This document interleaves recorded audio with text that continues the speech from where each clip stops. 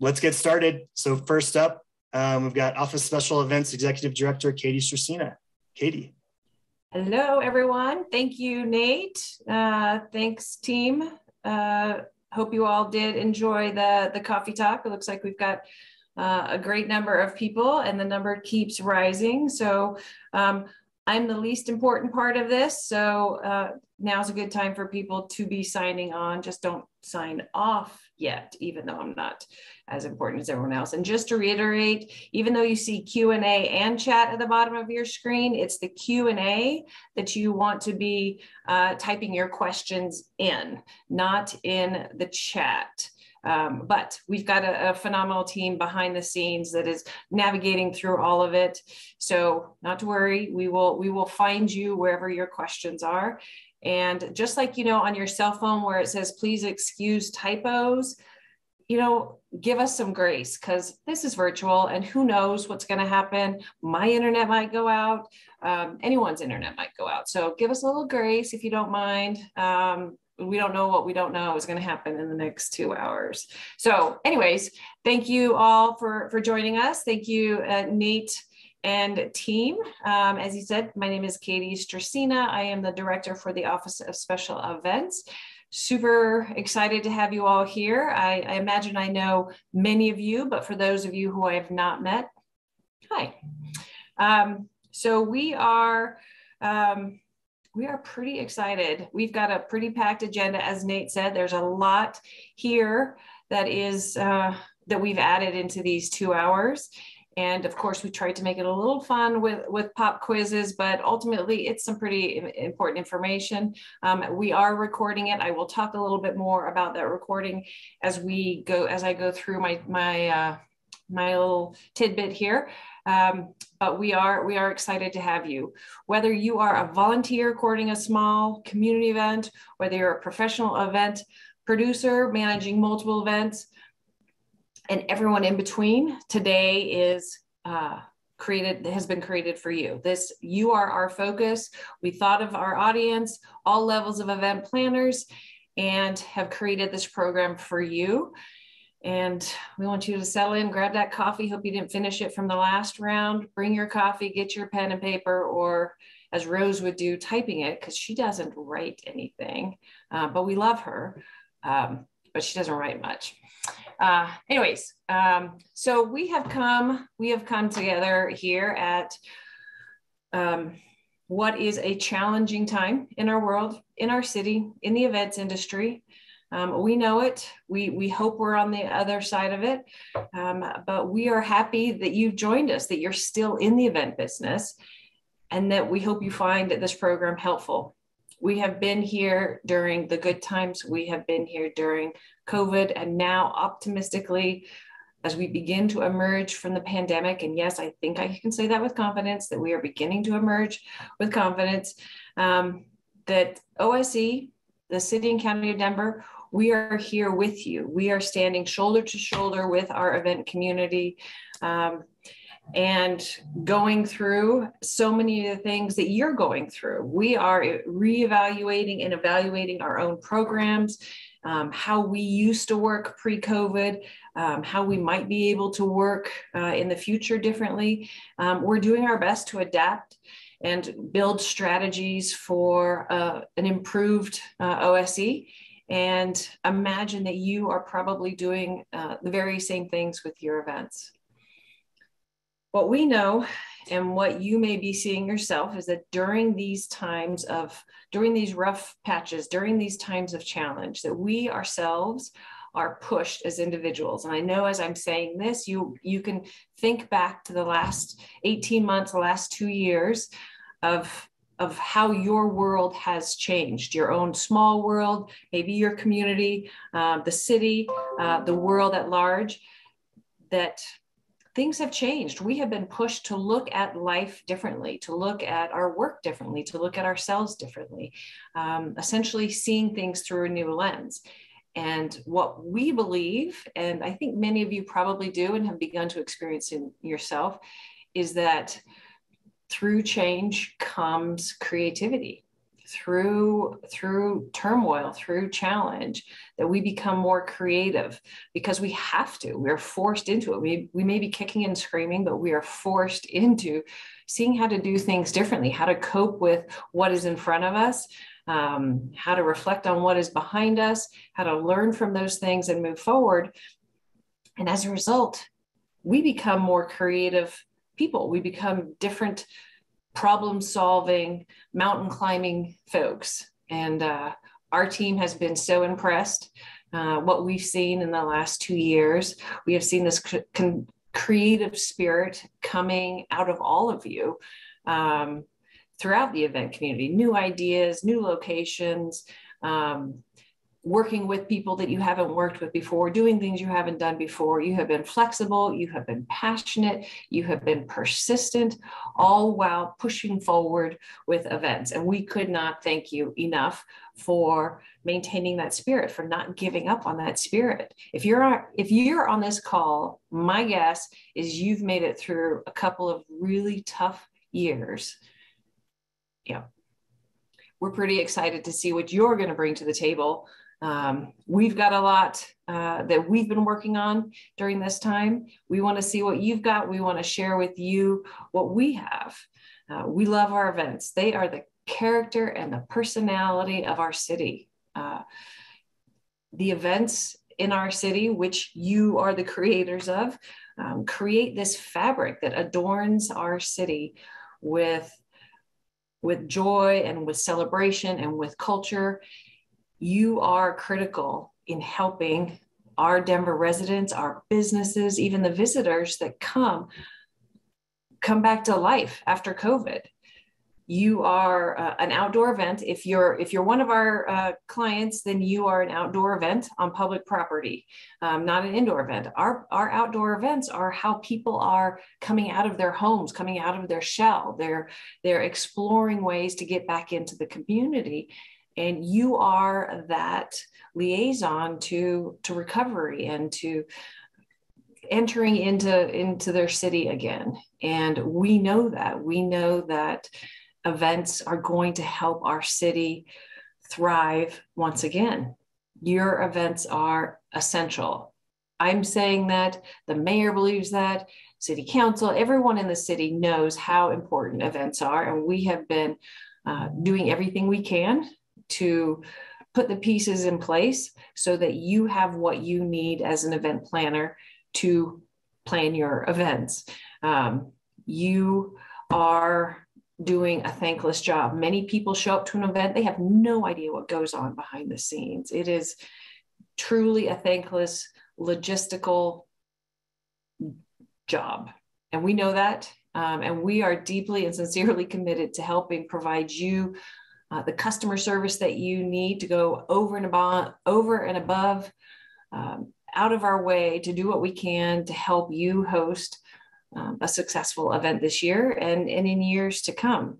We just want you to know, that we get it, and this has been tough, and we're going to do everything that we can. On that note, I want to just bring up something that we had going on prior to 2022. Many of you worked with us in 2019 and before. Some of you are probably new, but a lot of you on this call have probably been with us since 2019. I want to just remind you of a couple things that we were focusing on back in 2019 and remind you of them and that they are still important. And that is sustainability at events and event safety. Two very important topics for event planners, and something that the future is going to need of our events.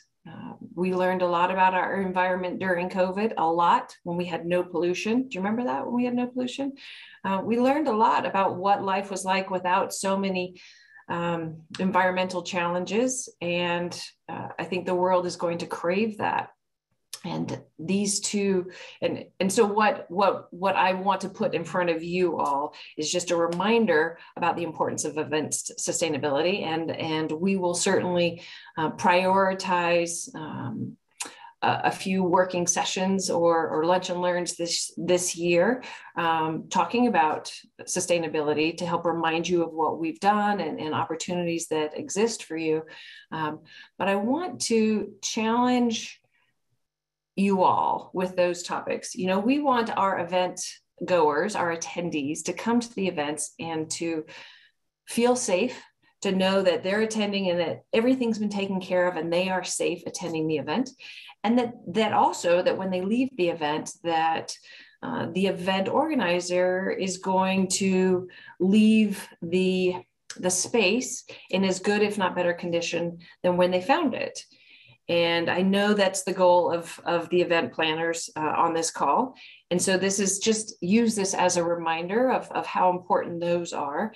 And I want to challenge you all. I want to challenge you to think through your sustainability plan for your event. I want you to think about what is it that you're doing specifically to support the environment, and see if you can integrate one new thing each year. Small steps make a big difference, because if it didn't happen, then that difference wouldn't have been made, no matter how big or small. So I want to challenge each of you to see what you can do each year to add something small to your sustainability plan. And then your safety plan. This is something that in this day and age is not an option. A safety plan is not an option any longer. It is something that is a priority, and it is something that your attendees need, that your event personnel, your volunteers need. So I also want to challenge you to add one new thing to your safety plan each year, if not more. That how you can increase, can you invest in something else? Can you take one more step at making your event that much safer? So that challenge aside, I want to share with you what we are doing and what we have been working on in the last 6 months, easily, if not more, of how we can help support you in 2022. This year is going to be a year of education for us. We are going to focus so many of our efforts on providing you the resources that you need to host the best, most successful, safest event possible. We learned in 2022 how effective virtual programming can be. And case in point, here we are right now, recording this program. So we are going to make full use of virtual programming in 2022, and I'm sure beyond that. We're going to be packing our outreach schedule with tons of communication and education opportunities. So here's a reminder. Please read your emails from us. We are going to be sending out resources, invitations to join, a calendar of events. We're going to do lunch and learns, workshops. We're going to do whatever we can do in this environment, in the virtual environment. It's easier, more time, easier, timely to plan, more cost effective. And now that the whole world has learned how to use their technology tools, it is even that much more accessible to you all. So in addition to these programmings, what we are going to do, as I mentioned, that we're recording all of these programs, we have created an education program and resource page on our website. And that is going to house the links to all of these education programs that we are going to be hosting throughout the year. We are going to post a calendar as we build the calendar out. We're going to try and make it time sensitive to the things that you might be needing at that point in the year related to your events, and all across the board, just different things. Anyways, that page is already up and running, denvergov.org/OSE Education, denvergov.org/OSE Education. That page is up and running. There's a few links already up there. We will put the link for this forum up there, and other programs to come. So we hope that that's going to be useful. Of course, we don't know what's missing. So please, if a link doesn't work, or if you think of a great idea, reach out to our staff. We can't say that enough. Please reach out, keep reaching out to us. Now we're available on all platforms, and we're happy to jump on a Teams call, a Zoom call, an email, a text, whatever, we're there. In addition to our education programming, our staff is also a resource. Don't forget the experience that our staff has. They know the ins and outs of 21 different city agencies. So instead of trying to track down someone through the city, start with us. See if we can help answer your question first. If not, we're going to point you to who we know or who we think can help you. So while we're touching on city staff, I want to take a moment to introduce my team of rock stars. OSE would not be what we are without these very, very high-performing, amazing individuals. I could not be more excited to have the combination of personalities and skills and just overall zest for events in Denver than the team that I have right now. They planned this forum, of course, which, believe it or not, it took weeks, it took hours, it took coordination, picking the topics, designing the program. I'm sure plenty of you have planned things yourself virtually, and it takes a lot more time than you think. And they dove in, and they were so passionate about creating the best program for you all. I am immensely grateful for each of them. I want each of them to, depending on what screen you have right now, if you're on speaker screen, then you see me. So when I introduce you, my team, I want you to say hi and hello just for a second so that you can come on screen in that main box also. So first of all, we have Rose Watts. She is our fearless deputy director who has her fingers and toes in everything.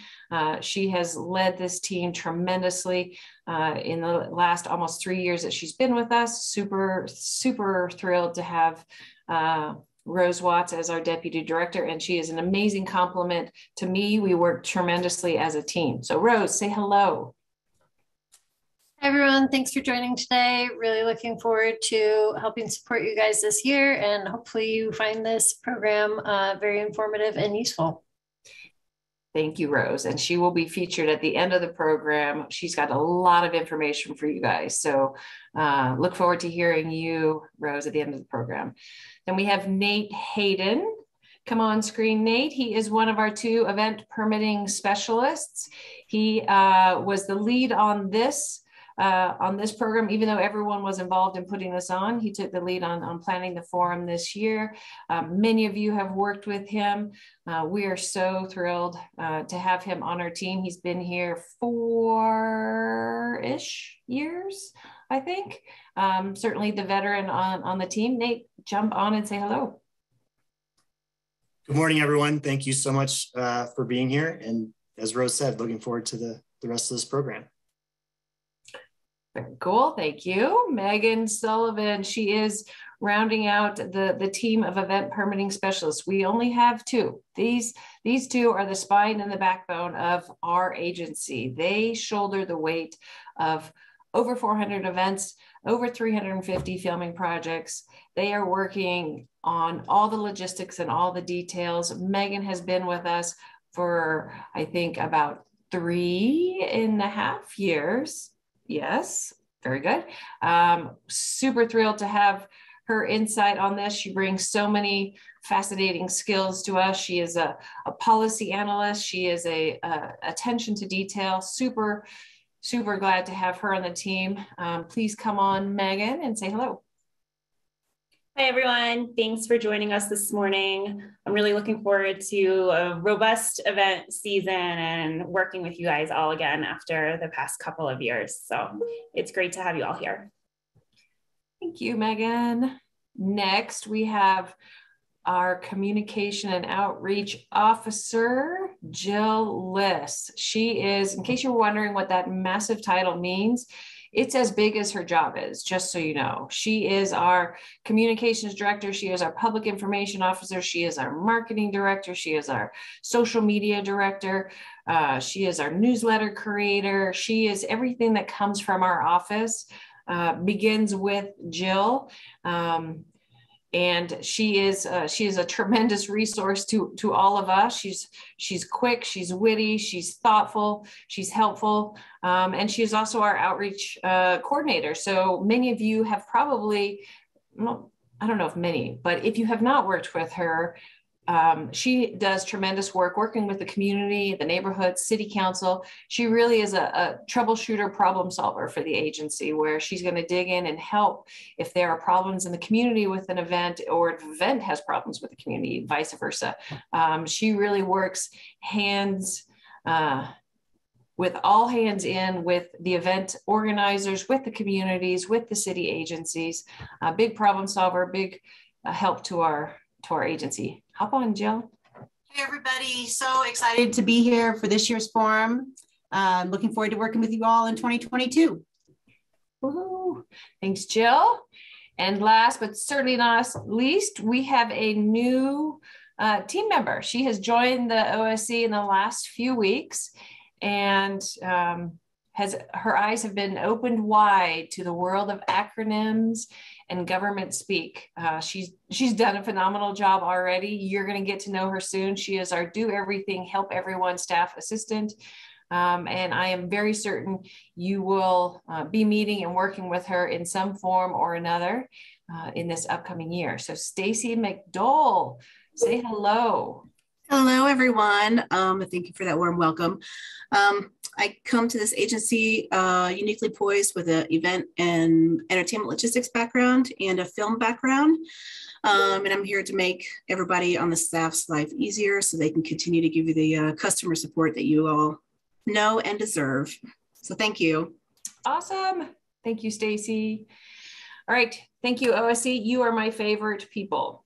Thank you. Thank you. All right, let's get ready for our first guest. I have talked way too long. I apologize for that. Let me start with a little bit of context. For those of you who were able to attend our lunch and learn with the fire department and Lieutenant Shelburne last week, we had our 2022 first lunch and learn featuring Denver Fire Department. You may have heard, there was a lot of information that was shared there.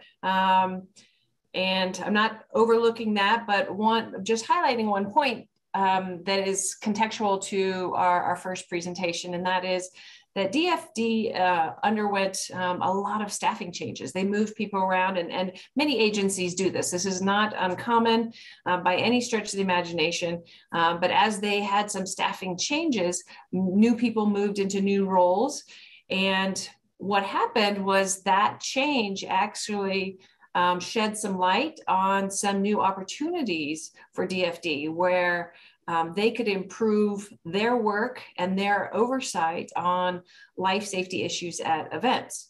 So as they found these new opportunities, they reached out to OSE, and we began to work together and collaborating on how to develop a plan for you all so that we could educate you on what the changes are, so that we could create a plan that was attainable and that we could spend the year, probably about a year, providing the event organizers with all the information that you need to prepare for when new changes come in, perhaps new fees and other implications.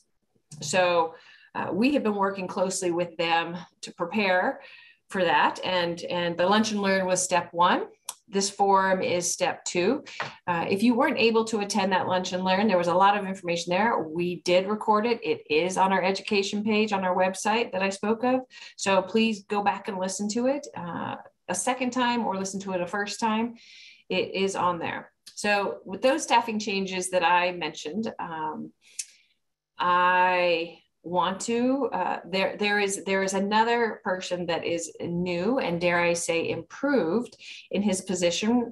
We have a new fire marshal. He's been in that position for 18 months. So not truly new, but he's been in that position long enough to make some big helpful changes to many aspects of events in Denver. And specifically, he's going to be speaking to you about how they're impacting outdoor events.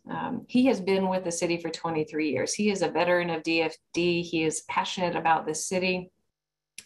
He brings a tremendous amount of knowledge and energy to his role as fire marshal. We have thoroughly enjoyed working with him. I think you'll see why. He is a tremendous leader with a great personality, and he was thrilled at the idea of coming to present and sharing with you all what a fire marshal is. What does a fire marshal do? What are the priorities? Why are they important? And what their impact is on special events? And why does, what are the requirements about? How are they helping you? How are they helping the attendees? We believe, as I'm sure you all do in the fire department, the more you know and understand, the easier it's going to be for you to comply, because you're not fighting against a requirement. It is a life safety issue. So without further ado, let me introduce Denver Fire Department's Fire Marshal, Chief Cory DeBaere. Come on screen. Good morning, everyone. Katy, thank you very much for that intro, and I appreciate you giving us this opportunity to have the platform to answer questions this morning, and more importantly is just kind of give you a background on what we do. I don't always get the opportunity to see everyone face to face. That's one good thing that comes from having these online sessions, but without further ado, bear with me while I bring up my presentation real quick.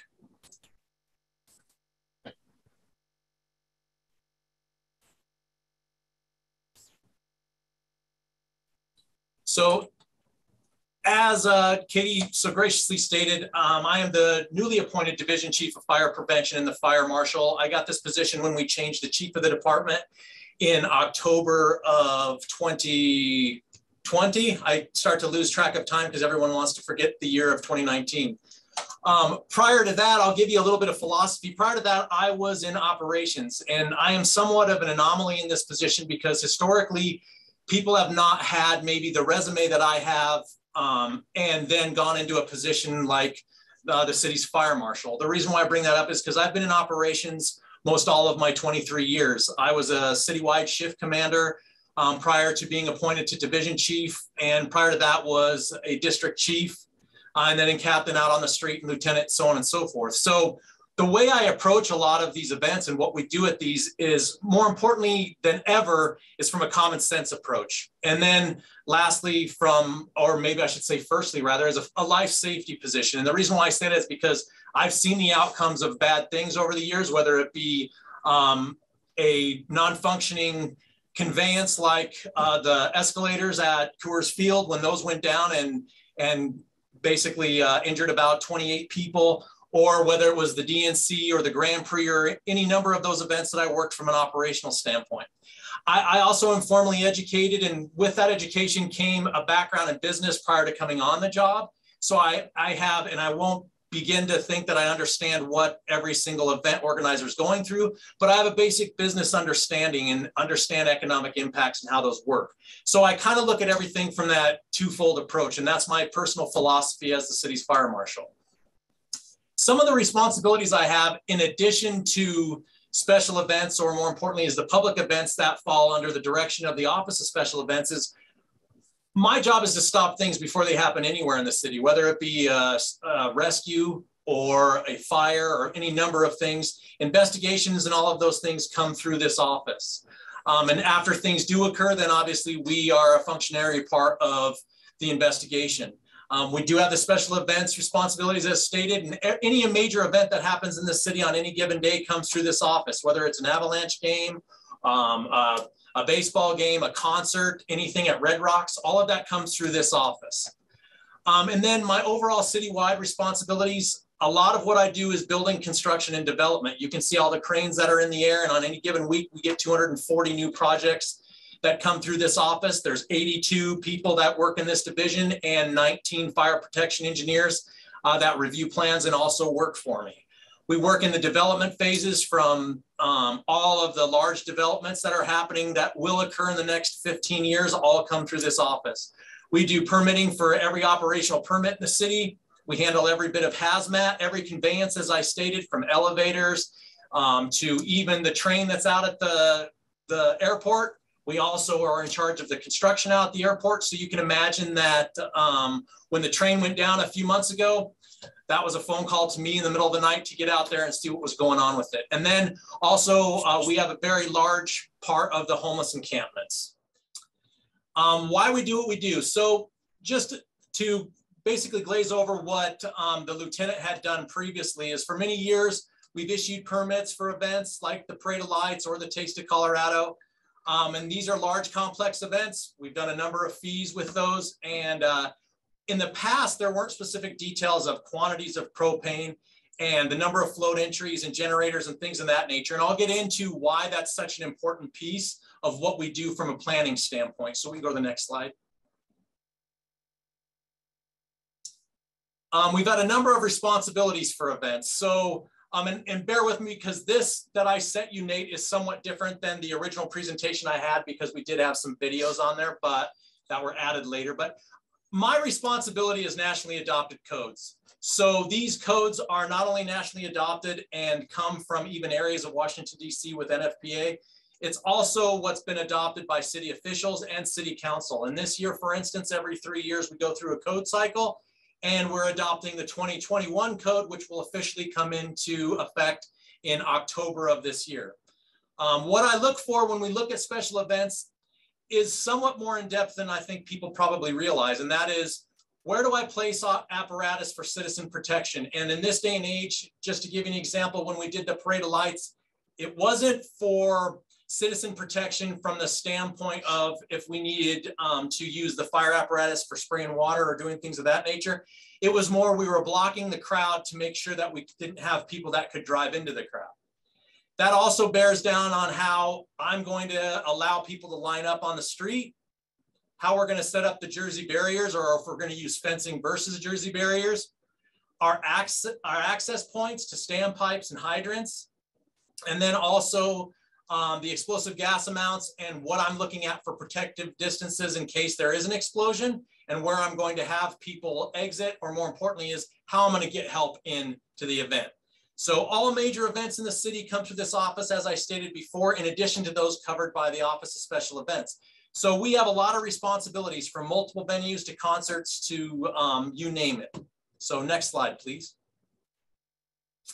These are some of the permits that were or more importantly, is some of the codes that we abide by. And these are for special outdoor events, carnivals and fairs. This is one example is 10.14.2. We can go to the next one.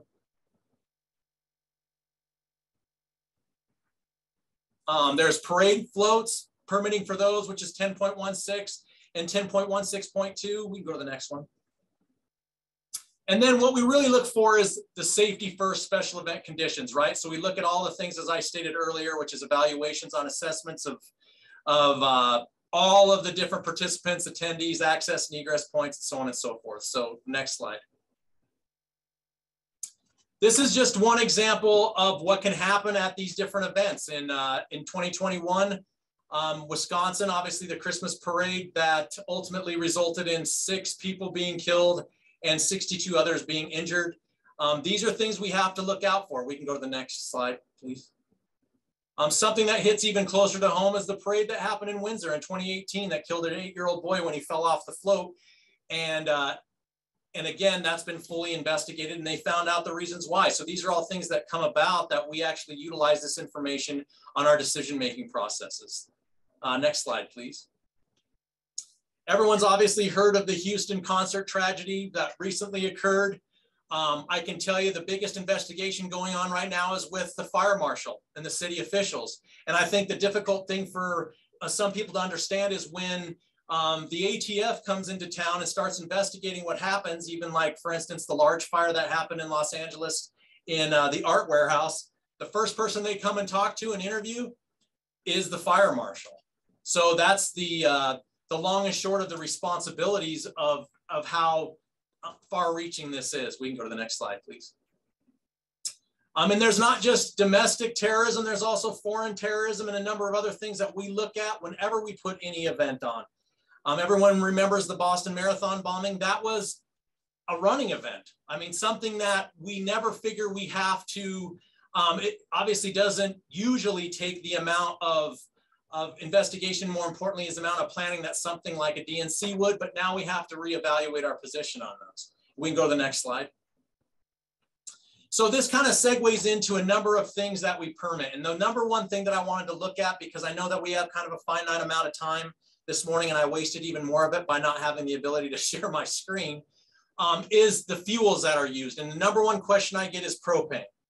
So liquid propane gas is the most utilized of any gas that we have at any of the major events. And what people sometimes don't know, or they may know, is that it's a gas that's heavier than air. So it flows like water and it's incredibly volatile.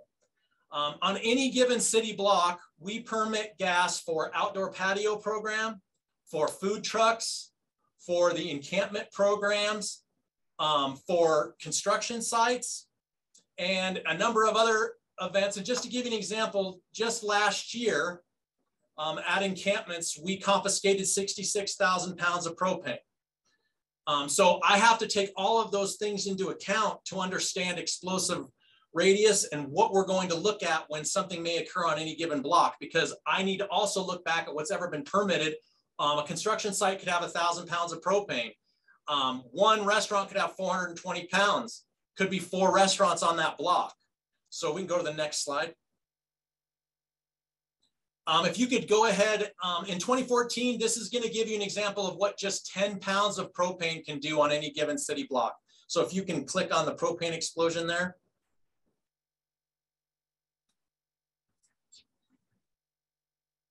Hopefully it can open, yeah, it may not work because of how we're, basically what this shows is 10 pounds of propane blew up a city block in Philadelphia, and they have it on security camera. And what I really wanted to show people is that just 10 pounds of propane, the volatility of what it can do. That resulted in 11 severely burned individuals, and 2 people were killed, and a $160 million lawsuit against the city of Philadelphia and U-Haul. So we can go to the next slide.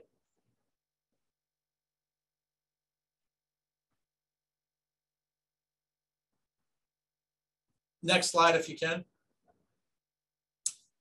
What people sometimes don't realize is Denver's steam heat production. In the city and county of Denver, we have one of the largest steam producing units in all of the United States, second to New York. They use this hot water steam for anything from washing coins at the US Mint to actually doing laundry in some of our different hotels that are downtown. Why do I bring this up? Well, as I stated earlier, propane's heavier than air, so it flows like water. That gets into the steam system. There's a lot of transfilling that goes on in the city at any given time. That goes throughout the entire city, gets dispersed to buildings. Something as much as 10,000 pounds of propane can bring down an entire high rise. So we can go to the next slide, please. So basically, the reason why I bring all those things up is these are all of the things that go into our planning processes and why I take them so seriously. And at times, people look at it as, you know, we haven't had a lot of incidents in the city and county of Denver. They'd be right in some ways and wrong in others. Just to give you an example, last night, people probably don't realize it, there were 4 working structure fires in this city. And when I say working structure fires, I mean fire blowing out the window and people being displaced from their homes. That's on any given day in the city and county of Denver. Why do you not see that? Because we put the fires out and we do our best to try to prevent those going forward. And I think probably the number one thing, you can see other people sitting with me here in this office, but between everyone in this office, we have about 80 years of experience in the city and county of Denver as firefighters. But more importantly is we're natives of Colorado and we've lived in this city, and we want to be, we want to also contribute to everything we can to make this the great place that it is. We have a vested interest, is the moral of the story. And we understand, and we're super proud of all the events we have. And this is just an example. You see a picture. There are 1 million people that attended this. And this was prior to, you know, even having the Office of Special Events and things of that nature. And you can see that we've had large events in this city and how important it is to keep these things safe and what we do to keep them safe. So we certainly endorse these events. And I want you to understand, we know, and as Katy said earlier, and I totally agree with her and we're on the same page, is that these make up the fabric of our city.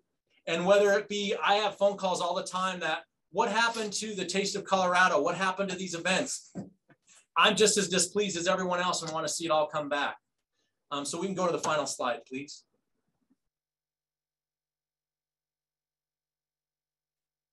Final slide. Thank you. So in conclusion, this is the same conclusion that actually the lieutenant had. And the reason why I show this as part of the slide production is that safety, compliance, consistency, and transparency are my #1 thing. And the reason why I bring that up is because that holds true throughout this entire division. As Katy alluded to, in the past, it could be that someone that has an event, an outdoor event that's very large in nature got charged $50. Meanwhile, an individual that cooks chilies on the side of the road over on Federal got charged the same amount. And it's because maybe this person was friends with an individual that gave out permits or did something of that nature, and those days are by far and away gone. I say that because transparency and equity are my #1 thing within this division, and we've rearranged a number of things to make sure that there's one way to get permits. Before, I was confused in how to do the permitting process. That just goes to show how many years of, more importantly, kind of, I guess, bureaucracy has piled on to one another. And before you know it, no one can get through the minefield. And that's the great thing that Katy's group does, is tries to assist with all of those things. So I wanted to make sure that this was short so we could answer some questions. And most importantly is this day and age, as I get told all the time when I'm doing these, is that I have about 6 minutes to hit home with my message before everyone is playing on their devices and has moved on. So thank you very much for this opportunity. And I very much apologize for the fact that we didn't have functioning technology for a while there.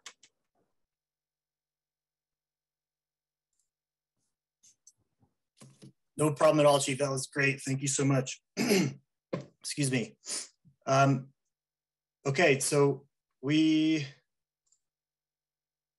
doesn't look like, Megan, I don't think there's any questions, but if anybody has any questions, again, please drop them in the Q&A tab right now, and we'll make sure to get them answered. Yeah, at this point, it looks like no questions. Okay. Great. And just real quick, I want to thank all of you, Nate, Rose, Katy, Megan, all of you that we've had the luxury of being able to work with for the last 6 months. Basically, we've been trying to put a number of things together because education is a huge standpoint of fire prevention. Most importantly is a huge message that I want to put out. So a lot of questions get answered before they ever get asked. But most importantly is we're trying to make the website more intuitive because without that, it's a lot of times it's not that people don't want to get permitted. It's that the process is so arduous that it becomes a much larger ordeal for them. So I really appreciate the opportunity. Thank you, Katy, so graciously allowing us to do this morning. Chief, one question did just pop in asking what were the mentioned codes again?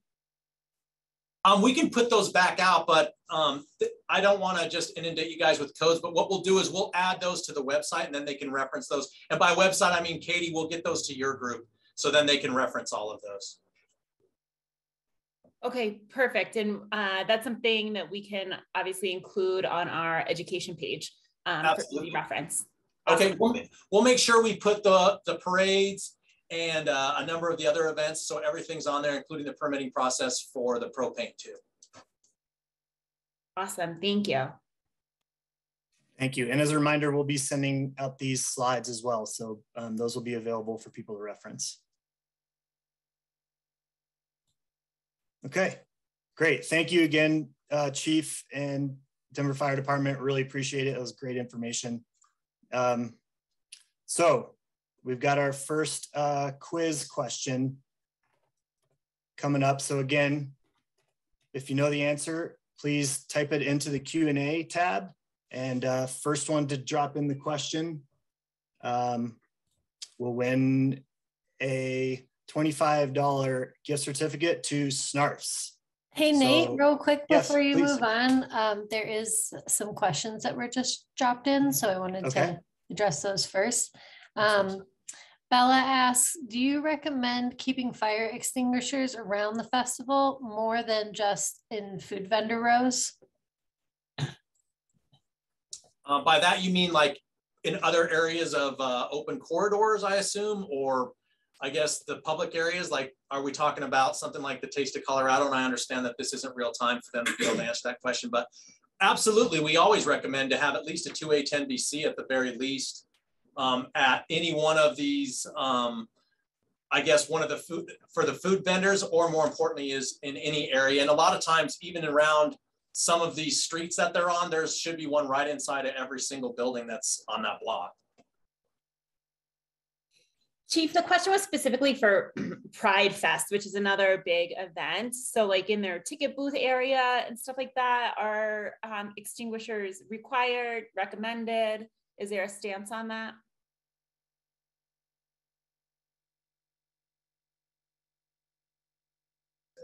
I would always recommend if they get the opportunity to have fire extinguishers, sure. Like I said, at the very least a 2A10 BC. Great. Understanding too that we can get anywhere in the city with fire engines in less than 3 minutes from the time the phone call's made. So we're always on standby with apparatus, and they're always well aware. And I coordinate with operations at any given event so we can find the quickest way to get into the different venues. Thank you, Chief. I also wanted just to mention to the group, last week we had an in-depth lunch and learn with Lieutenant Jackson Shelburne regarding some more detailed event-specific and Denver-specific fire questions. So if you did not have a chance to attend that, you can find that on our education page and view that as well. One more question, Chief. Is the criteria the same for a small church festival on their own property? Yes.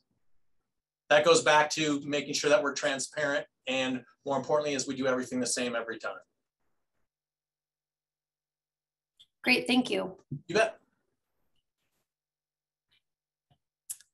I think that covers it for the questions we have in the chat. If any event organizers come up with questions throughout the rest of our presentation, feel free to drop them into the Q&A. If we've moved on from the fire presentation, we take a list of all the questions that are asked and compile them. So after this forum, we're going to send out all of the links, the presentations, the information, and if there were questions asked that didn't get answered, we'll try to address them at that time as well.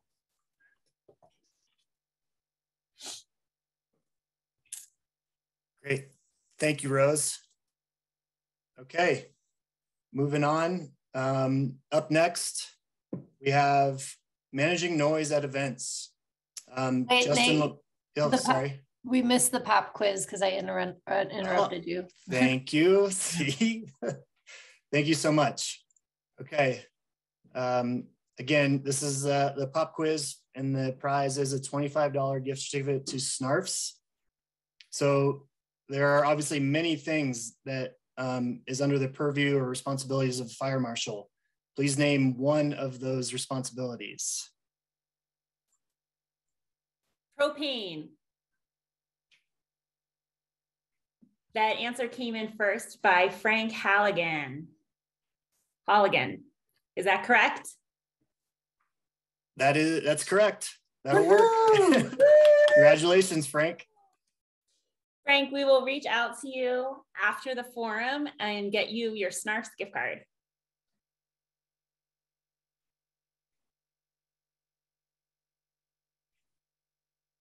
Thank you, Megan. Okay. Now, Justin, sorry about that. We're up for the next presentation, which is managing noise at events. Again, we've got Justin LaMascus, as well as I believe Paul Rydessel will be joining us as well with the Denver Department of Public Health and Environment. And they're going to share with us an overview of the Denver noise ordinance, as well as the permitting process, and share some recommendations and best practices. So Justin, turn it over to you. Thank you. Okay, and just want to confirm you can hear me and you see my first slide. Is that accurate? Yes, sir. Yep, all good. Okay, well, hello everyone. I'm Justin LaMascus, full-time noise investigator for Denver Department of Public Health and Environment, or DDPHE for short. Our department has a team of noise investigators because Denver's noise ordinance, chapter 36 of the revised municipal code, applies to almost everything that makes noise in the city 24 hours a day, which includes trash, deliveries, construction, bars, and a long list of many other things. But today we're going to talk specifically about how the noise ordinance pertains to events. The normal allowable limits for many noise sources, including those for your events, are 55 decibels from 7 a.m. in the morning until 10 p.m. in the evening. And then that drops down to 50 decibels at 10 p.m. until 7 a.m. the next morning. And these are the limits as measured from the nearest residential property.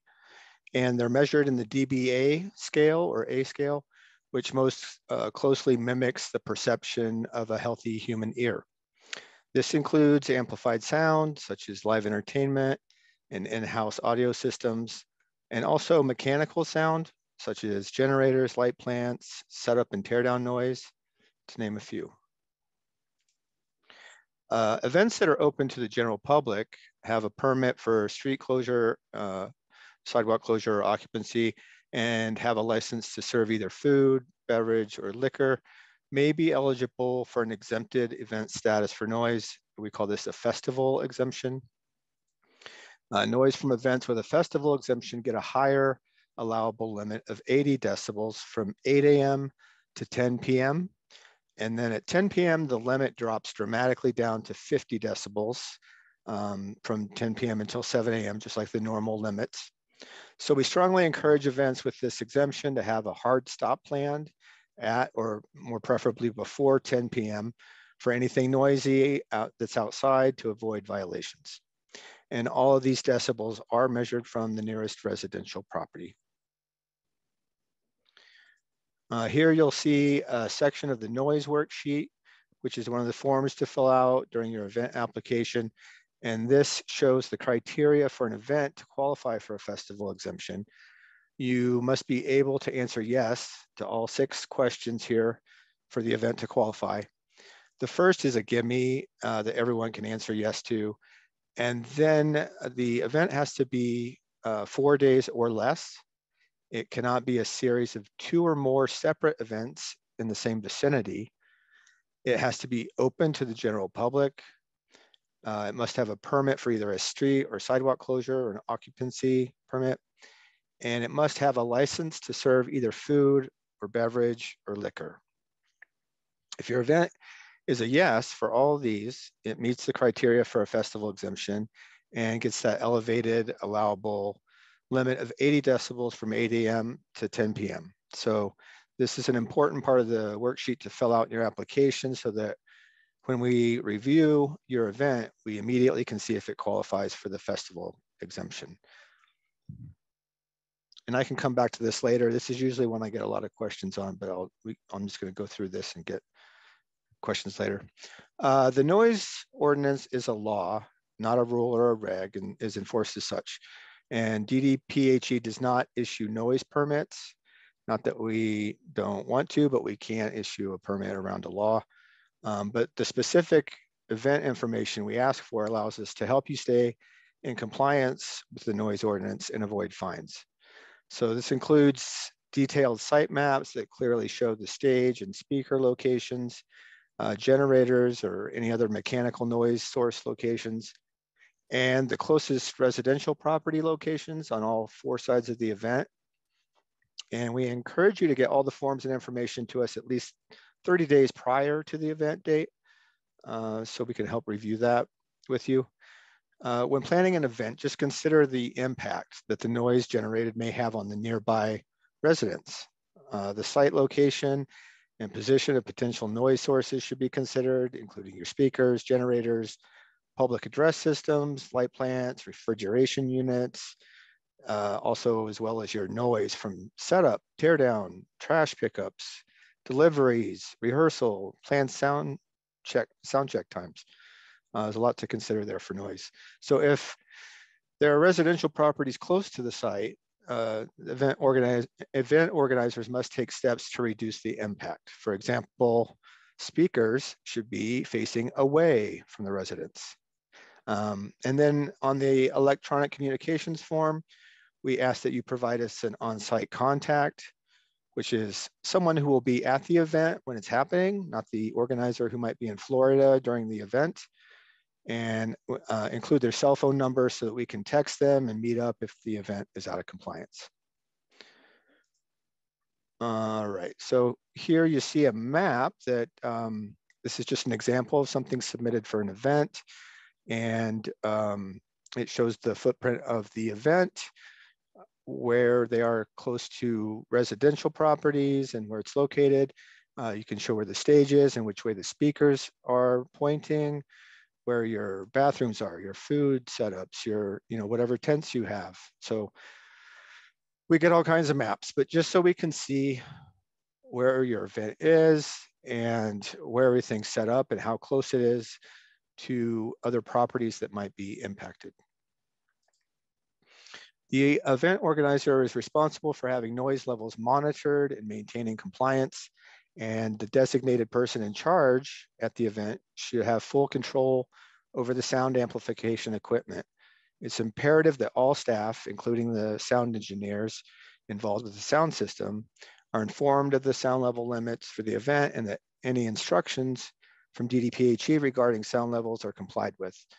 To monitor your own event noise levels, organizers can rent or purchase a type 1 or type 2 sound level meter, or an acoustical consultant or professional could be hired to monitor the event. DDPHE investigators may monitor the event to ensure that there are no unreasonable disturbances and compliance with the ordinance is being maintained.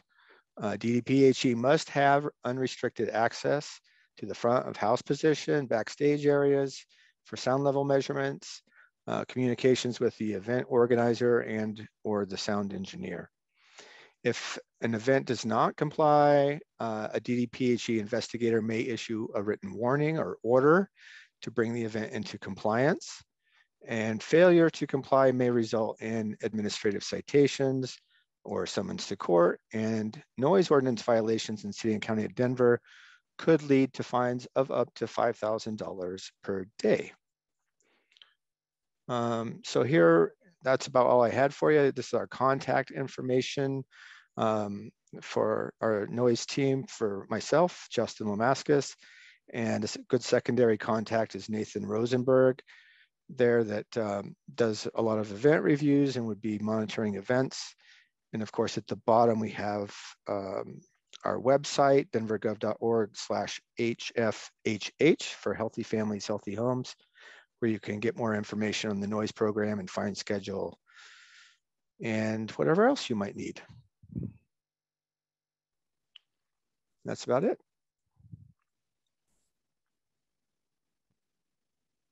Thank you, Justin.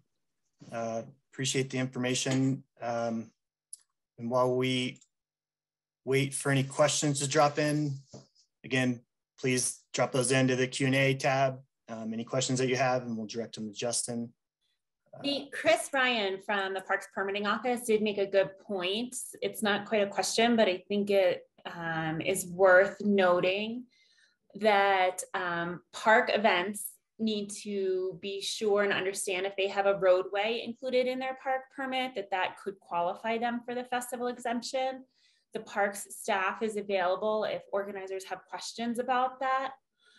Also, for events in parks, park rangers may approach the event organizers if they get complaints about the noise levels. So it's important that if an event does have a festival exemption or could qualify for one, that they have information regarding that on site with them, so that the park rangers can reference that information during the event. Thank you, Chris. That's a good, good point. Good point, Chris. And just a quick note real fast, I did drop all the documents that Justin was referencing. Those were dropped into the chat. And obviously those are available when you're submitting your Office of Special Events application, as well as on the OSE website. Right, you should, forms for us, important ones are the noise or the noise worksheet, and there's a fact sheet that's like a flyer for information, and then the electronic communications agreement where we get your on-site contact.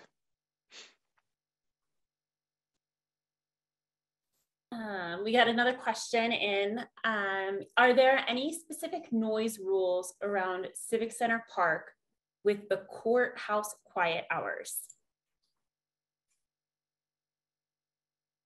So to answer that, the noise ordinance doesn't change. However, there can be more restrictive limitations put in place by other departments. So that could happen at a park. If park wants to, for whatever reason, they have to be at least as restrictive as us, but they can choose to be more restrictive at their discretion. So we have the noise ordinance, which I deal with, and then if other departments are more restrictive, that could occur. Does that make sense? It does make sense. And I do know we'll paste some information specifically regarding Civic Center Park because of the courthouse. When it's in session, there are some noise restrictions, especially around sound checks if there's musical performances later in the evening in Civic Center Park. So we'll get that information out to event organizers specifically interested in those Civic Center Park events. Also, Justin, can you recommend an app that measures noise levels? Is there such a thing? There is, and that's very common for people to use even a free phone app to monitor noise levels. A good one is NIOSH. That's NIOSH, and is in Nancy, IOSH, and they're basically professional level. What probably the best you would find as far as a phone app's going to go. They are not by any means. I mean, they'll give you a ballpark, but they're not by any means a professional instrument, of course. But certainly, we encourage any type of proactive self-monitoring. So that if you're going to use a free app, that would be a good one. And it's available on Apple or Android, Google Play, whatever, for pretty much anybody. Awesome, thank you. And I just posted some information from Chris Ryan in the chat regarding the noise ordinance in Civic Center Park. I think we just gave her permission to speak. So Chris, if there are any other points that you would like to make, if you want to come off mute, you're more than welcome to, but also no pressure at all. Thanks, Megan. Can you hear me? I can. Okay. Hi, everyone. No, I don't have anything to add other than what we just dropped in there. Thank you, Justin, and thank you, Megan, for letting me add that in. Just FYI, this is on the permit webpage. So denvergov.org/permits, click on public events, and then you will find the 2022 restrictions and requirements. It's a one-pager. These are restrictions and requirements that our executive director puts out annually. Typically they're the same, but occasionally there'll be something different. This has been in place now for a few years. So your park staff should be going over this with you when you do your walkthrough if you're utilizing Civic Center Park. So again, it's sound checks on weekdays are only allowed between 12 and 1 p.m. That's for the lunch hour at the courthouse, and must not exceed 70 decibels measured from the southeast corner of the city and county building. If the weekday is a city holiday, amplified sound is allowed before 5, but must not exceed 70. Otherwise, amplified sound is only allowed after 5 on weekdays and will revert back to the current noise ordinance as Justin described. Thank you. Thanks, Chris. Megan, I just have one question for Justin and team. Is there an instance where a festival exemption would be needed for mechanical noise, or is that just when you have live entertainment? So the festival exemption is in place automatically as soon as you qualify for it. So again, if you qualify, if you say yes to all 6 questions on the form, actually, I want to rephrase that, because it doesn't really matter how you fill the form out, meaning it's what's in place at the event. So if you say yes to all those questions, you say you have a liquor license, for instance, and we get to the event and there is no liquor license, you don't have the festival exemption. So it's not really, the form's just meant to help us plan, but it's what's actually occurring in real time at the event. So if we get to an event and all those things are true, then there's automatically that festival exemption, whether it's mechanical sound, amplified sound, whatever, that's just the limit. Does that make sense? Yep, thank you. Yep. All right, I don't see any other questions coming through at the moment. Oh, we just got one. Would there be any specific rules regarding permitting for handheld portable speaker or sound devices in small gatherings? I think I understood that. Will you repeat it? Sure. Would there be any specific rules regarding permitting for handheld portable speakers or sound devices in small gatherings?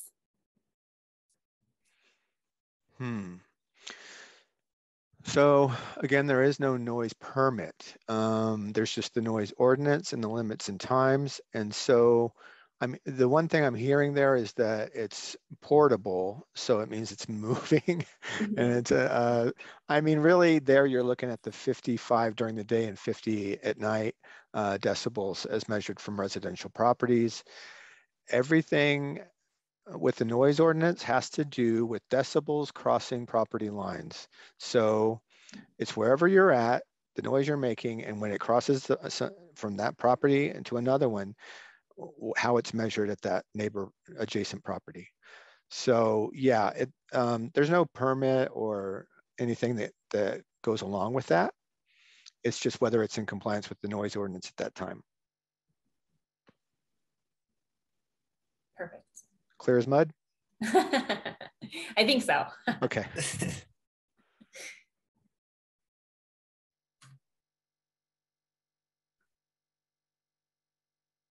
All right. Okay, not seeing any more? No. Okay. So then off to the next pop quiz question. Yep. And Justin just mentioned this again. So when measuring the noise level that's coming from an event, where is the measurement taken from? Ooh, we've got it from Logan Martin, the nearest residence. Very good. Congratulations. Oh, sorry. And that was a $25 gift certificate to Illegal Pete's. All right. So, Logan, we'll get with you after the meeting and make sure you get your gift card to Illegal Pete's. Perfect. Great. Thank you again, Justin. That was great information. I mean, almost every event has some type of noise. So, you know, that's relevant for everyone. So appreciate it. Okay, so moving on. You don't want to miss the closing act. So next up, we've got OSE's Deputy Director, Rose Watts, with multiple important updates and what's new for 2022. Hi, everyone. One moment, and I will get my presentation up.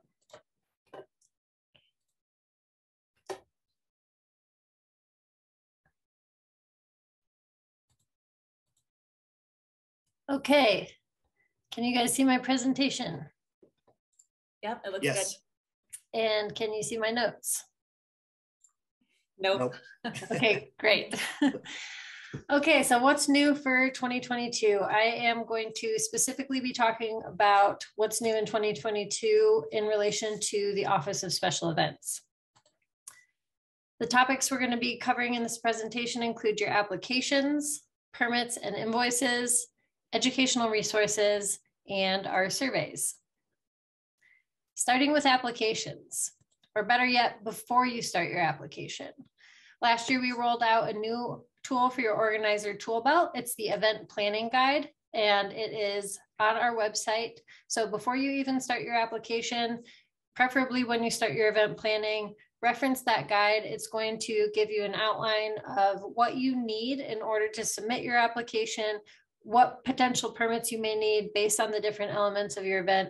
And that's a handy resource. So when you start the permitting process with the city, you are well prepared and hopefully can move through it relatively easily. On one of the first pages of the event guide is a do you need an OSEP, which stands for an Office of Special Events permit checklist. So again, that's why I encourage you to refer to the event guide before you start your application to determine, do I need to complete this application? Do I need a permit from the Office of Special Events? If yes, then apply. So applications must be submitted and ready for review at least 60 days prior to your first event day. Who should apply? We have gotten some questions regarding who needs to apply with the Office of Special Events. The application should be completed by the person most familiar with the event details.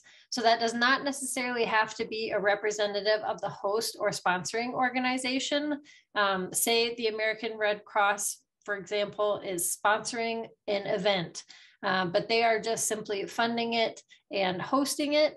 And there is a local organizer here who is actually pulling the permits, producing the event, organizing the logistics. We want the person with the most information about the event to submit the application. The applicants will receive notifications throughout their permitting process on updates of their application.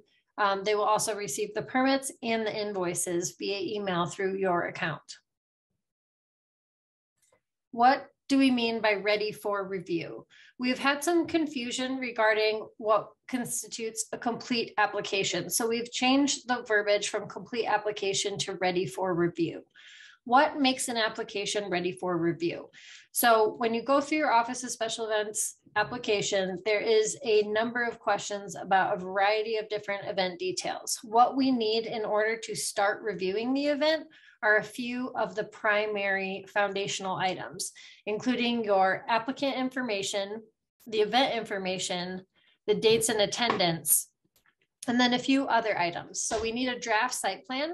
We understand that that is not going to be your final site plan 60 days out, but without a draft and without looking at what your plan is, that is very difficult for the city agencies, including ourselves, to be able to review and advise you on what you need. So we do need a draft of what you're proposing to do on public property.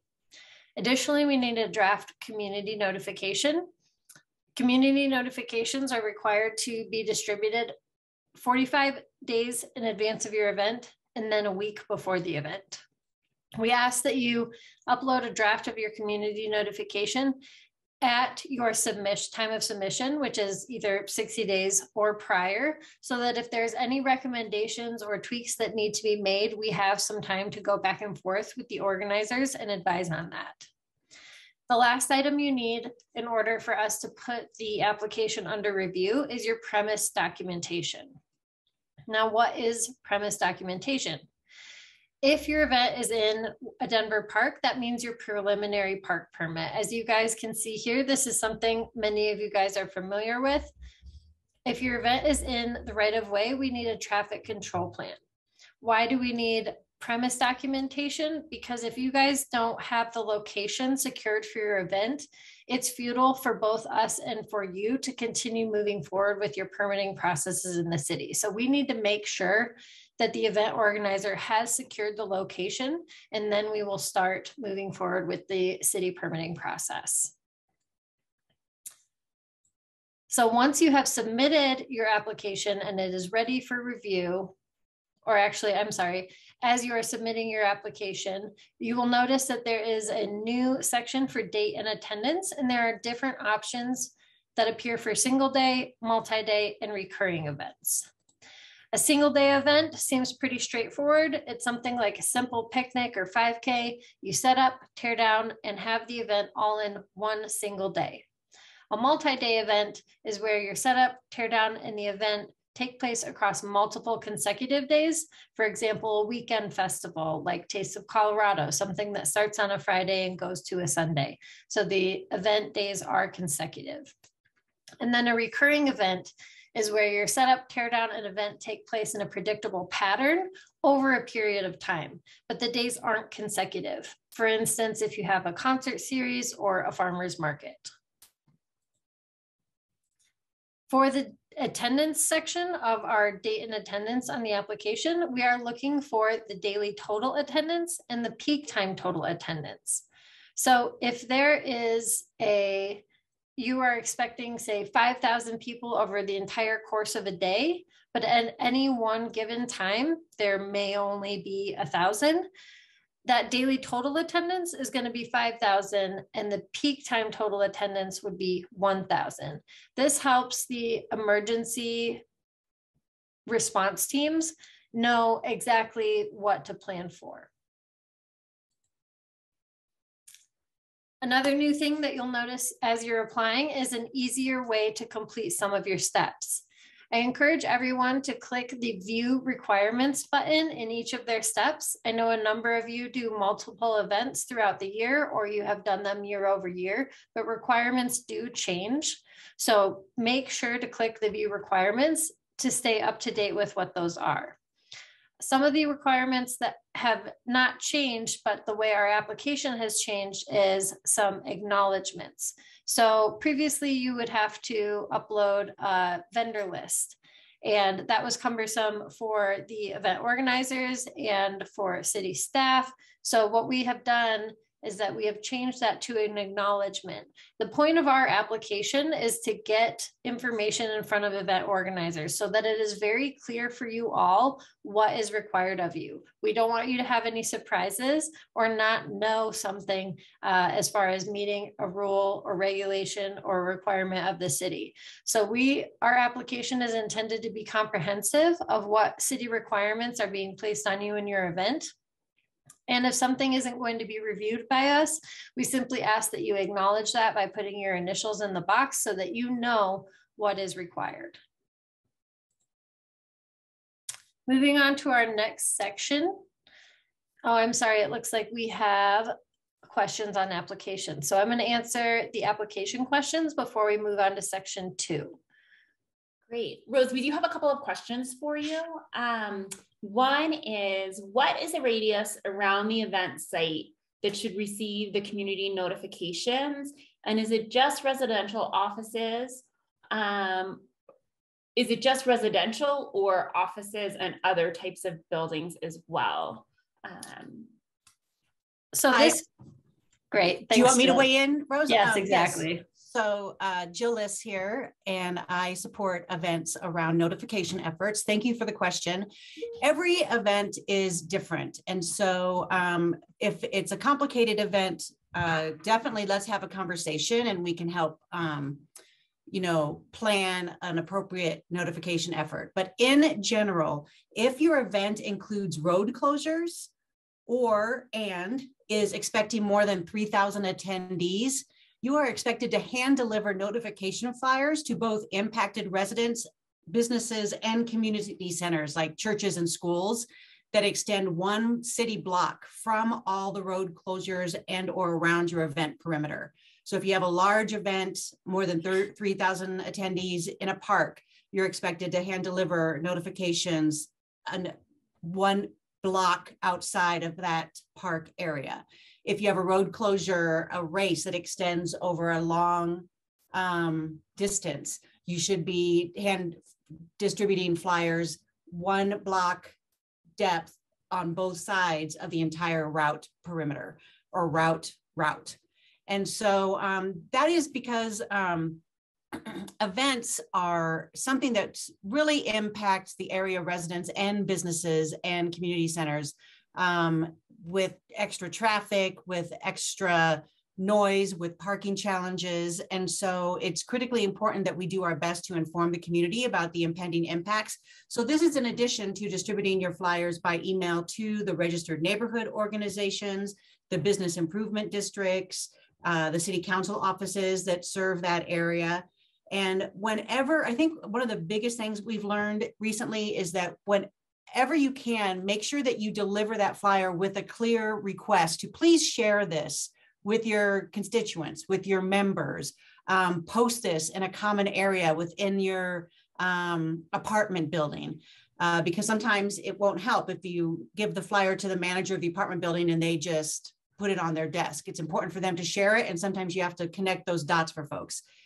You're a partner in notifying the community about this event, and we really need your help to share this information as widely as possible. And again, we hope that you guys are distributing this information 45 days ahead of your event date, and then emailing a follow-up with another, within another week of your event. So please don't hesitate to reach out to me with any questions that you might have about that. I'm here to help. I'll put my email address in the chat. Awesome. Thank you, Jill. Rose, 2 questions. The first, how would you suggest estimating attendance when the event is both inside and outside? So definitely estimate your attendance on the culmination of both. So it'd be the entirety of your event you would want to take into consideration, because if people are free flowing from an indoor to an outdoor, for example, let's see, 5 Points Jazz Festival, where there's indoor and outdoor, but there's free flow between the two. If there is not free flow between the two, and it's almost like there's 2 separate events, so you would consider the separate event as its own entity. But again, if people are moving in between, back and forth, that's going to be one entire event. Awesome, thanks. And would you mind just reviewing one more time who should fill out the OSE application? There are a couple of questions. Does it have to be a nonprofit? If they're partnering with the nonprofit, does it have to be the person who's on the COI? Who do we want filling out the OSE application? Those are all really great clarifications. Thank you for those questions. And thank you, Megan, for calling them out. So for our office, I just want to reiterate that it needs to be the event organizer. It needs to be the person with their hands on the event that would know the site plan, that would know the event elements. Your certificate of insurance is submitted to either Parks or Department of Transportation and Infrastructure. So wherever you have a premise occupancy, that is where your COI is going to be turned into. So it does not need to be that entity. Additionally, the nonprofit, if you're partnering with a nonprofit, that again is more specific to excise and licenses. Excise and licenses, you have to be a nonprofit to submit for a special event liquor permit. That isn't the case with us. Our goal and our job is to navigate the event in its entirety through all of the city processes. So again, the person with the most information about the event should be the one, or the person who's responsible for overseeing the entirety of the event would be the one to complete the application. If you have a team of people that are working on aspects of your event, say there's one lead and an assistant that helps you, then you guys would both have share the same login and go in there, but it has to come from essentially one point of contact, and one person that again knows what the right hand and the left hand and upside down is going on in that event. We need somebody with that overall perspective. Awesome. That seems to be all the questions on the application. Great, thank you. Yeah. Okay, so up next, I'm going to move into permits and invoices. These are 2 new things for the Office of Special Events. So I wanted to take some time to talk through this with you all. I know a lot of you guys have participated in previous town halls and lunch and learns, but we're going to continue to keep you updated as we move through this change. So as many of you know, last year in August, at the end of August, Office of Special Events moved out from under the mayor's office and into the Denver Revised Municipal Code. So that move for our agency has allowed us to issue permits, and therefore, per our ordinance, the Office of Special Events permit is required for public events on public property. Now I want to clarify again who that applies to. That applies to our customer base as it existed prior to the ordinance. That's public events that are open to the public. It's happening on public property, not private property. If there's both, then yes, it would be considered public property. And it does not apply to First Amendment activities, private property events, or events that are invite only. So the customer base has not changed, but if you are working with our office before, you will continue to work with us and the permit will not be required. Our Office of Special Events application and its components are required to get your OSEP. That includes your community notifications, comprehensive site plans, and emergency action plans. I want to stress those three components because previously those were not enforceable by ordinance and they will be moving forward. These are definitely really important items for each event organizer to consider. And if you're feeling overwhelmed by it, just know that we have an entire staff dedicated to help you through that. We have a safety workshop coming up to go over how to plan for emergency action. Jill is a great resource, as she just showed you regarding the community notifications. And our event permitting specialists, Nate and Megan, they can help you with what needs to be on your site plans. So please pay keen attention to those items as those are enforceable moving forward. So our permit, our Office of Special Events permit, doesn't really change a lot of the process, but what the biggest change is the enforcement of our deadlines and requirements. Again, organizers will continue to work with OSE in the same capacity as before, and they will receive a permit, an OSEP, at the end of their process, once all of the city requirements have been met and their event application has been approved. In your application, you're going to see some new features that relate to the new change in our office. So you're going to have a permit tab where you did not see one before. Below that permit tab is where you can access your permit. An example of what our permit looks like is right here. It's going to be pretty straightforward. Additionally, there's going to be a billing tab. That billing tab is where you are going to find your invoices. And on the topic of invoices, you will be receiving them in 2022. However, fees will not be applicable until 2023. Those have been waived for this year. So a quick recap is that your permit and your invoice will be available to view and download from your application. Additionally, it will be emailed to you in notifications just as you receive other notifications about your application. I want to hit this point home that invoices will be issued in 2022, but they are going to be zeroed out. Those are for budget planning purposes so that you guys know what to expect moving forward next year. But for this year, there's not going to be any applicable fees for your Office of Special Events permit.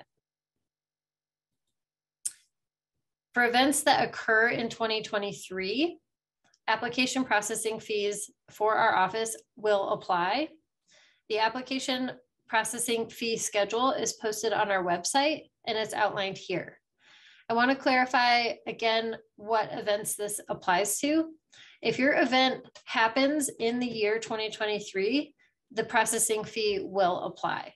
If you apply at the end of 2022 for the event happening in 2023, then fees will apply. Considerations are in development for waivers to minimize barriers for community-driven events, and those will be rolled out this year before fees are applicable.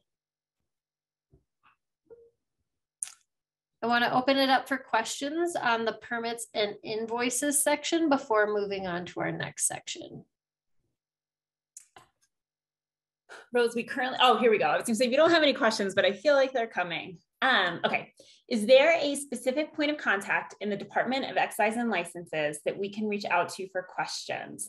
Last year, I had a difficult time connecting with someone from that office and it took weeks to get a response by emailing exlsubmit@denvergov.org. So Excise and License has various people working in various different licensing aspects. If you have trouble getting in touch with a direct contact, reach out to your Office of Special Events assigned point of contact. That's what we're here for, is to make sure that you're getting the answers that you need and getting in touch with the right people. EXL Submit is one of the entry points for your applications. And if you have follow-up questions that aren't getting answered, just reach out to your Office of Special Events point of contact. Your assigned permitting specialist will help get you in touch with the specific person.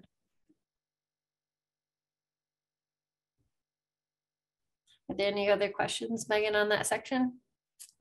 I don't see any right now, but if they come in while you're talking about education, well, we can just loop back around. Sure thing. Okay, so moving on to education, as Katie mentioned in the beginning of our presentation, this is something we are really excited to offer. We want to support event organizers as best as we can, and we think educating is one of the best tools we have to help with compliance, make events safe, ensure minimal fines are incurred for things that you're unaware of. So we are putting a lot of effort into expanding our education program this year. First and foremost, we have a new education programs and resources webpage. This is the tile that it looks like right on our OSE landing page. It's www.denvergov.org/OSE education. This is where we're going to host recordings of this forum, information from past safety workshops, recorded lunch and learns that we've had, any other resources that we think will be helpful. We are going to post on this specific webpage so that it's easy to navigate and you know right where to go to find them. We will be sharing the link to this and the presentations after the forum, so you guys will all have easy access to that. Another upcoming education resource we have is the Special Events Safety Week. In 2022, instead of just doing a safety workshop, we're going to be doing a safety week. So please save the dates. Again, this is going to get emailed out to you, so you guys don't have to write it all down right now.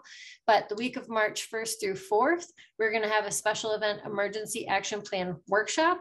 We are going to have event risk management course that is offered, and a Stop the Bleed training. So these are really great resources for event organizers to utilize and tools for you guys to help with your planning.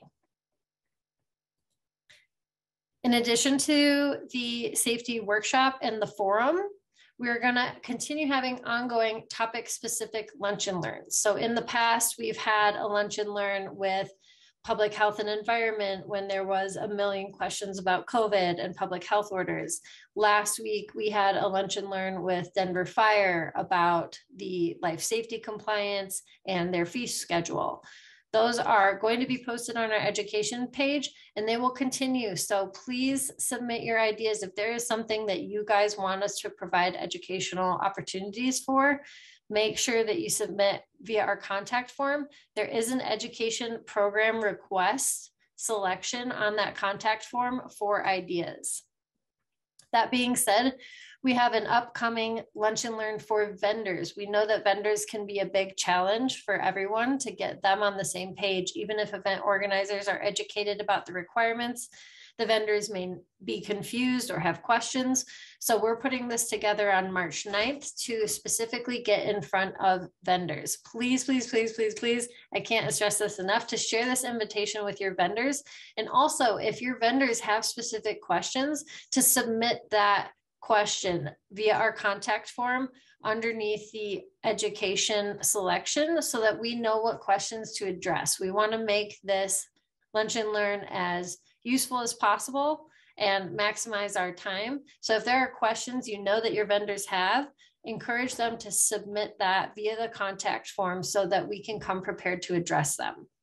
Some topics that are going to be covered in that include temporary restaurant licenses, CBD and marijuana, food and consumable sampling, the marijuana advertising rules, food trucks, cooking, heating elements, all kinds of things that there could be a million questions about for your vendors. And we are going to have the Denver Department of Public Health and Environment, as well as Excise and Licensing, and the Denver Fire Department there to answer your questions before the event season really kicks off. So hopefully we all have a successful season. Does anybody have any questions about education before I move on to our last topic? There is some questions. First off, for the Safety Week links, can that be shared with event staff and committees in addition to the event organizers? So are they welcome to pass that around to their event staff? Yes, absolutely. We want to share education around event safety as widely as possible. Great. How would education be facilitated to the community or organizers regarding unpermitted events, so pop-up events? I am not sure. I'm not clear on that, but I will speak to this. So if there is an event that does not require an Office of Special Events permit, our resources are still out there for everyone on our webpage. So if you are having a private event or an event that does not require an Office of Special Events permit, you can still go to our resource page, look at the event guide to identify what permits you may need. Even if it's a private event, you may still need a generator permit, or you may still need, I'm not sure, any number of things, food service, liquor sales, things like that. So these resources are available to everyone. Additionally, this video library of recordings, anyone can go to that and help educate themselves. So we can share that widely in your community. And if people have questions, please direct them there. Perfect. That's all the questions we have so far. Okay, very good. All right, well, we will jump into our last topic for today, which is our surveys.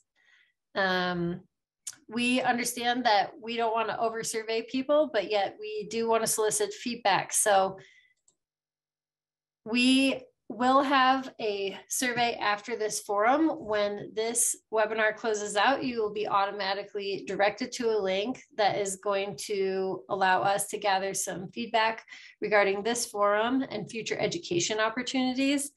This is a quick survey. Every survey we put out, we try to make it 2 minutes or less so that it's not cumbersome and doesn't take too much of your time. So please complete the forum survey. We want to know how we can better serve you in regards to education moving forward. Additionally, we moved away from year-end surveys to post-event surveys. We found that it would be more real-time feedback to get you guys to complete the surveys immediately after your event instead of waiting till the end of the year to try to give feedback. Again, it can also be more specific because some of you produce multiple events throughout the year, and you may have one permanent experience with one event and a completely different experience with another event. So this is going to help us gather specific feedback in real time. Please know that we read all of them and take them into consideration when we are planning our year and any policy changes. So you will get an email notification from your event application in order to complete that survey. If for some reason you don't get it and you want to complete it, just reach out to your event permitting specialist and they will send you a link to the survey. So last year we rolled out this change of doing post-event surveys instead of the year-end survey.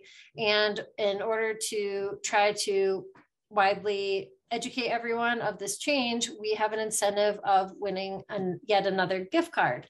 So if you completed your survey in 2021, then you were entered into a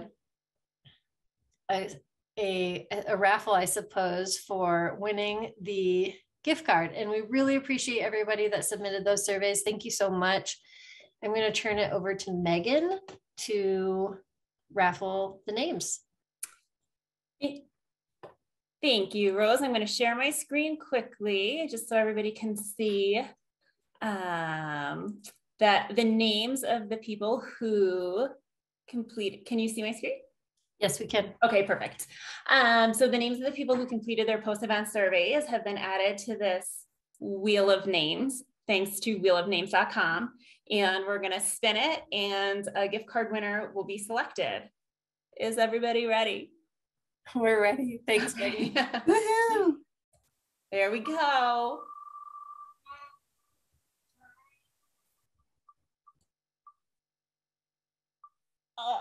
Mallory Cleveland, you are the winner. Yay! All right. Back to you, Rose. Thanks, Megan. Yeah. If you want to stop sharing, then I will go back to sharing my presentation. I sure do.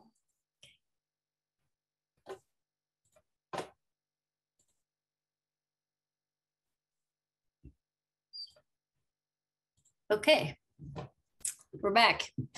You guys can see my presentation, correct? Yes. Okay, very good. So I'm going to open it up to Q&As. If you guys have questions about surveys or anything else from our presentation, let us know. Just know that if we don't get a chance to get to everyone's questions, or if you think of it after the fact, this is not your only opportunity, you can always reach out directly to your assigned point of contact or via the contact form on our website.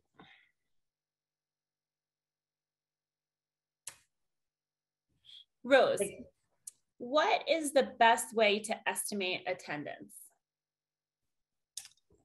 Well, so events, typically what you're planning to see, or what you're hoping to see. So when you are planning for your event, what are you planning for? And if you don't know, if you're a first-time event organizer, then you could always set up an Eventbrite registration with free tickets, like a $0 entry, to try to get an estimate. If it's a first-time event, you have no idea who's going to show up, you could go that way and try to get a pre-registration. You always account for attrition, especially if it's a free event. There may be a lot of people that express interest, and then there's going to be a certain percentage of people that don't show.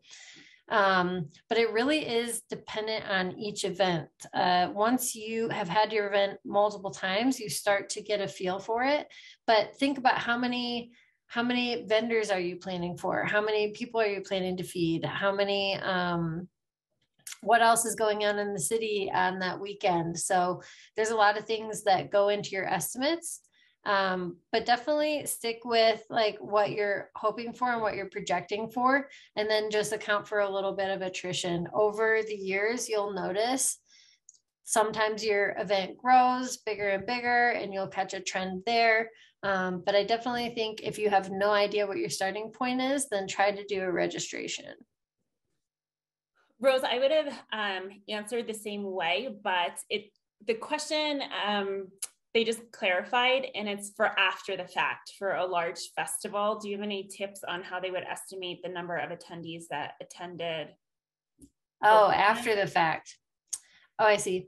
That honestly, I guess it depends. I think you could work in conjunction with your security company. If it's a large scale festival, there's going to be different points of entry. So you may be able to keep track in that way. If it's a small event, you could certainly do like a clicker to see how many people are coming and going. I know some of our events that work closely with DPD will have an estimated number of attendance at the end. So I don't know, perhaps if it's an event that has a lot of involvement with the police department, they might be able to estimate attendance also. Gotcha. Any other, oh, here we go. Oh, Chris Ryan is suggesting too, like if you're giving away like swag bags or anything at the event, like an entrance bracelet or whatever, you could always count how many of those items you've distributed. Great point, Chris. Thank you for the suggestion.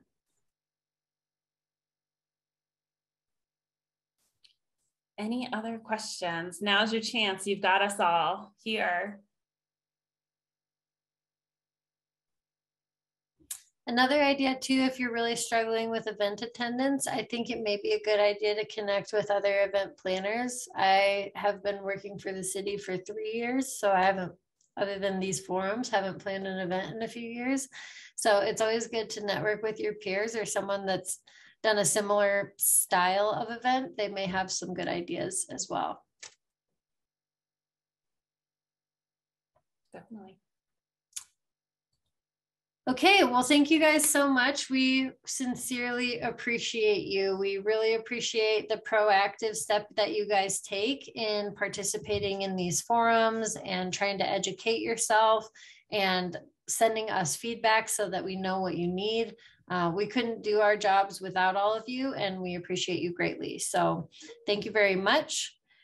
We will be sending out all of the slides and the information, documents, links after this forum. So please keep an eye out for that.